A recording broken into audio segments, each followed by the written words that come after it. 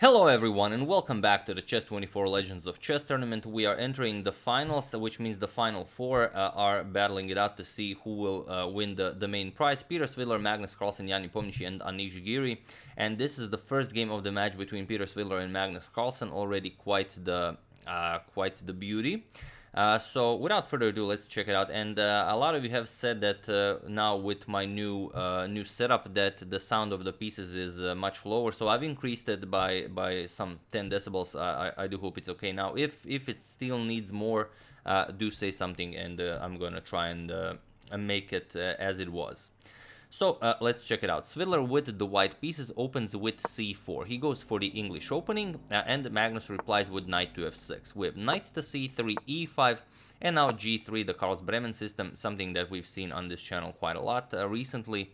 We have bishop to b4, and now e4. And we usually mention we had this position like in the previous 20 videos. I think we had it like 3 or 4 times. You cannot win a pawn here by capturing and then capturing, because just queen e2, and then black will have to give back the e5 pawn. So here bishop captures on c3 by Magnus, not going after the pawn, but this is the most played move in this position. And now usually black will capture with the d pawn. However, here Svidler captures with the b pawn, and this has been played only once in a game between Evgeny Bareev and Rustam Kasinjanov. And here we have castles by Magnus, and now bishop to g2 was the move that was played in that game. But here Svidler goes for f3, and it is already as of move 6 that we have a completely new game, and it's quite a weird pawn structure here. At some point white will of course strike in the center with d4, but his king is still in the center of the board without any of the pieces actually being developed. So let's see what Svidler has in mind here. Rook to e8 by Magnus, and now comes d4. Striking in the center, we have d6, and bishop to d3. Just continuing development, we have knight to c6 by Magnus, and now knight to e2. This knight to c6 is kind of baiting d5, but then black can either go knight to e7 to g6 and close the center, or maybe go to something like a5, and then with b6, bishop a6, put pressure on the c4 pawn. So here knight to e2, Svidler just continues development, and now b6 by Magnus. We have g4 now. Here Svidler is saying that he doesn't necessarily plan to castle. Maybe he's just gonna go for an attack on the king side, because Magnus castled very early. But then again, it's hard to say how safe the white king will be in the center of the board. So here Magnus goes knight to d7. He doesn't allow the g5 to come with an attack on the knight, and also now threatening queen to h4 check, which could be problematic for white. So here Svidler does castle, and now bishop to a6. Now it might be a problem to defend this pawn if the knight comes to a5. Hard to say if Svidler will be able to deal with this. He just continues knight to g3. Now you might have some knight to f5 ideas. From f5 the h4 square is guarded, you might play h4. All in all, it's a very interesting position. So here Magnus trades once on d4, captures, and the knight captures on d4. So he wins a pawn here, but in return he opens up this diagonal for Svidler's bishop, which of course Svidler immediately seizes. So bishop to b2, and now just knight to e6. So here Magnus won a pawn, but Svidler is still with the bishop pair, and the dark square bishop is now looking very nice. And here if Magnus can get his knight to f4, it will just be a beautiful square for this knight. You're not going to be able to kick it away from there easily. So Svidler pushes f4. Now the pawn is nicely guarded by the rook here. And now, well, f5 is coming, and there's not much you will be able to do about that. First, probably you will somehow prevent this knight from coming to g5 and then execute something like f5. But Magnus finds a very interesting idea on how to do this. He doesn't go h6 or something like that. He instead goes g5. And now the point is, if you play f5 now Magnus gets this f4 square for his knight, and black's position is looking wonderful here. He's up a pawn, and he has a very active position. So instead, yeah, and even if you went for something like knight to h5 here, just captures and captures, h6 still closes the position, and you will not be seeing much attacking here from white's perspective. So instead, after g5, Svidler finds f captures on g5, queen captures on g5, and now this is a very rich position. So feel free to pause the video here and figure out what you would play here with white while I give you a couple of seconds. So for those of you who were able to do it, congratulations on spotting this very, very hidden idea. And for those of you who just want to enjoy the show, the move here for white is h4. This beautiful pawn sacrifice, which black really shouldn't accept. However, if he doesn't accept it, then you already have pawns on h4 and g4. Black could decline it with queen to c5 check, then king h1. And then the game just continues. However, what's very interesting is what happens if the pawn is captured. Queen captures on h4. Now you get knight f5 with tempo. And now the problem is the h6 square is coming, knight h6 check. The f7 pawn will be under attack. And the problem is if you go something like queen g5 to keep an eye on the h6 square, then bishop to c1 still controls the h6 square. Now you have to move the queen, let's say queen g6, but now if queen g6, now you just trap the queen, knight h6 check, you're gonna go king g7 and e5, and the black queen is trapped. On the other hand, if you try something like after this bishop to c1 move, if you bring the queen all the way back, it's not much better, just knight h6 check, king's gonna move, you're gonna capture here with check, king h8, and now e5, and now this is completely lost. There's no way to defend the h7 pawn. If you try something like, let's say, you can block it with the knight, but then just knight f5, and still, there's too much pressure here. Captures, captures. Again, white wants to go after this pawn, but now if rook here, just bishop g5, and this is game over. So it was an extremely complicated position, and really, really complicated move, this h4.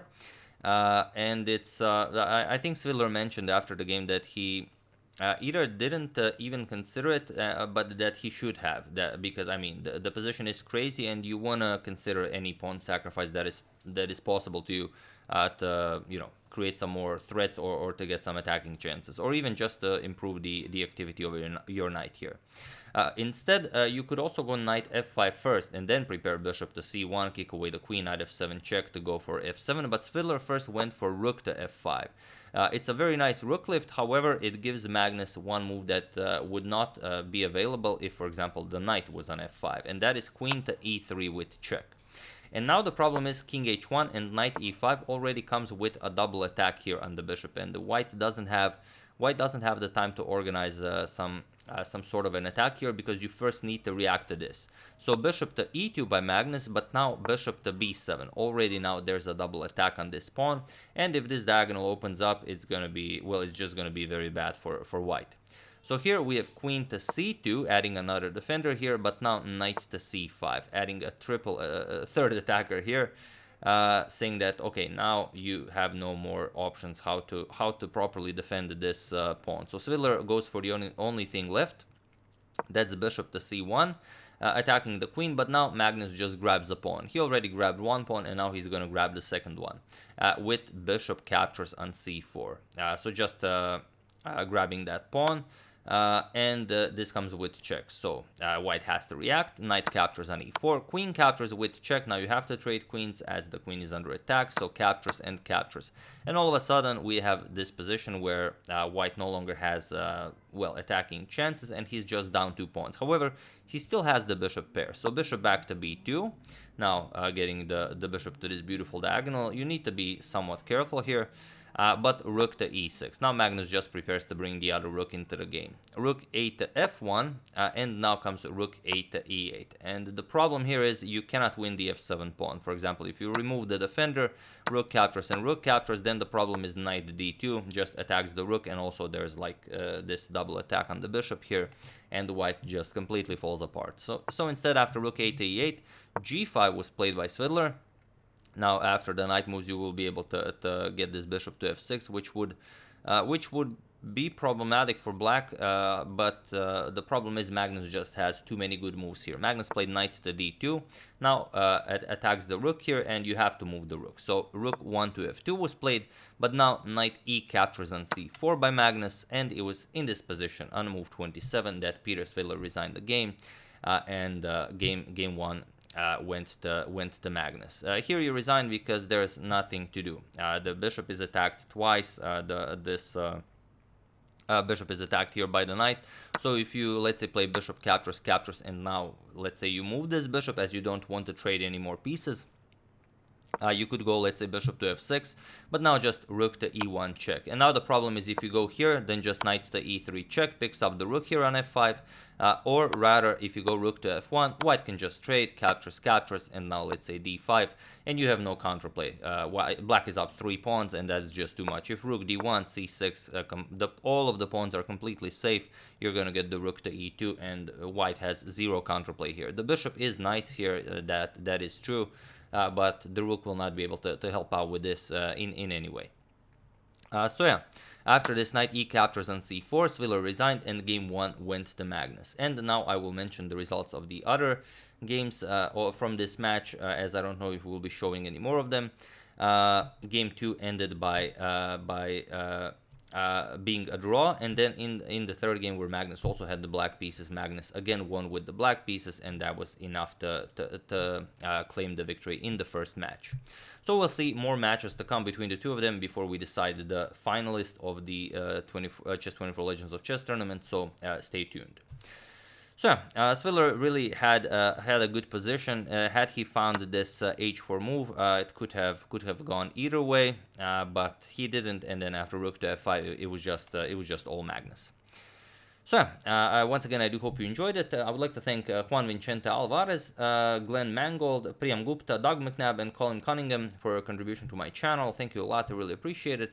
As usual, you can check 2 of my previous videos here. Thank you all for watching, and I will see you soon, continuing the coverage of the Chess24 Legends tournament, checking up on your wonderful suggestions, and whatever else happens in the chess world. So thank you all, I will see you soon, and have an excellent rest of your day.